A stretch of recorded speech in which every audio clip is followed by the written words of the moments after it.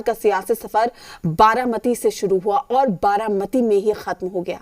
बारामती में आखिरी क्षणों में ऐसा क्या हुआ जब महाराष्ट्र के डिप्टी सीएम अजित पवार का चार्टर्ड प्लेन रनवे के पास 10 से 15 मिनट तक चक्कर काटने के बावजूद लैंड नहीं हो सका। अब तक की डिटेल और डेटा एनालिसिस के हिसाब से हादसे की पूरी जानकारी हमारी इस रिपोर्ट में देखिए।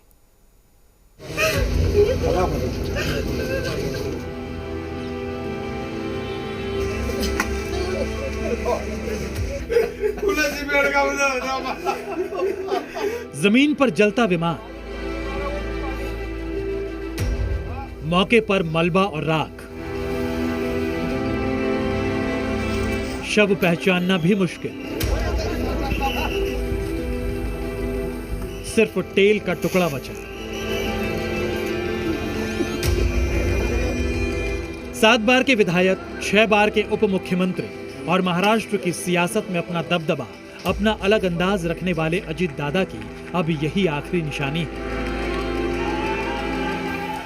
सुबह जब ये वीडियो सामने आया और पता चला कि ये वही विमान है जिसमें महाराष्ट्र के डिप्टी सीएम अजित पवार ने 45 मिनट पहले ही मुंबई से उड़ान भरी थी, तो समर्थक सन्न रह गए, परिवार के लोगों की हालत बिगड़ गई और सियासी गलियारे में सन्नाटा पसर गया। कुछ ही देर में क्लियर हो गया कि अजित पवार समेत विमान में सवार सभी 5 लोगों की मौत हो गई है, जिसके बाद सबसे बड़ा सवाल यही सामने आया कि आखिर अजित पवार के साथ हादसा कैसे हुआ। बारामती एयरपोर्ट के पास हादसा किस जगह हुआ?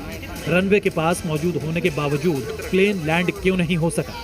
इन्हीं सवालों के सटीक जवाब ढूंढने के लिए हमने 3 तरीके से घटना को समझने की कोशिश की। पहला, ट्रैकिंग साइट फ्लाइट रडार के डेटा का एनालिसिस। दूसरा, गूगल अर्थ की मदद से मिली लोकेशन की डिटेल। और तीसरा, ग्राउंड जीरो पर मौजूद रिपोर्टर और चश्मदीदों की जानकारी। ये जो आप रेड मार्क देख रहे हैं, ये वही फ्लाइट है LJ45 जिसमें अजित पवार और कुल 5 लोग सवार थे। ये फ्लाइट जो है वो मुंबई से आती है बारामती की तरफ। और अब अगर इसको और क्लोज करेंगे और जूम इन करेंगे तो आप समझ पाएंगे कि देखिए फ्लाइट जो है यहाँ पर बारामती एयरपोर्ट पर एक पूरे चक्कर लगाती है और उसके बाद ब्लिंक करने के साथ ही फ्लाइट जो है वो रेडार से गायब हो जाती है। ये कहा जा रहा है कि जो फ्लाइट 8:10 पर मुंबई से उड़ान भरती है, 8:45 पर वो क्रैश हो जाती है और पहली बार फ्लाइट ने लैंड करने की कोशिश की, लेकिन लो विजिबिलिटी की वजह से फ्लाइट को फिर से एलिवेशन दिया गया, पायलट ने फिर से उड़ान भरी और एक गोल चक्कर जो है वो यहाँ पर मारने के साथ ही दूसरी बार अटेम्प्ट करता है पायलट लैंडिंग के लिए, लेकिन उसी दौरान फ्लाइट जो है वो यहाँ पर बारामती एयरपोर्ट पर क्रैश हो गई।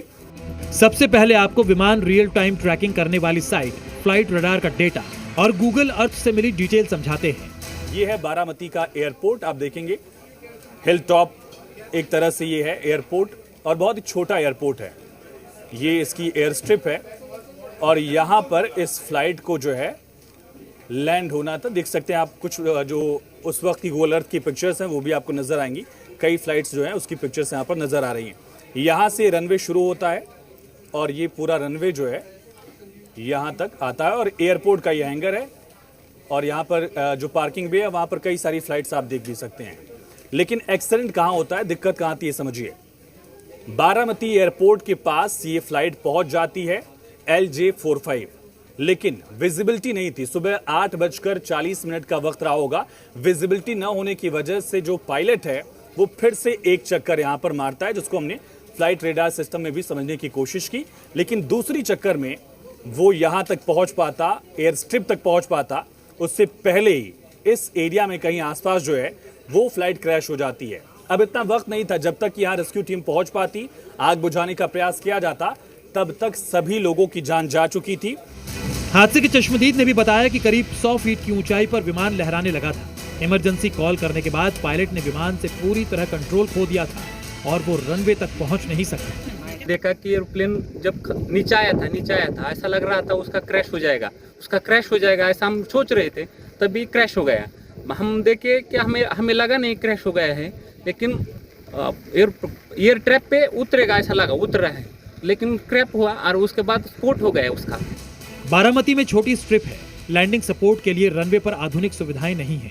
इस प्लेन को ऐसी परिस्थितियों के लिए ही डिजाइन किया गया है, लेकिन इसके बावजूद किस्मत ने ऐसा धोखा दिया कि 2 बार कोशिश करने के बाद भी अजीत पवार का प्लेन सेफली लैंड नहीं कर सका।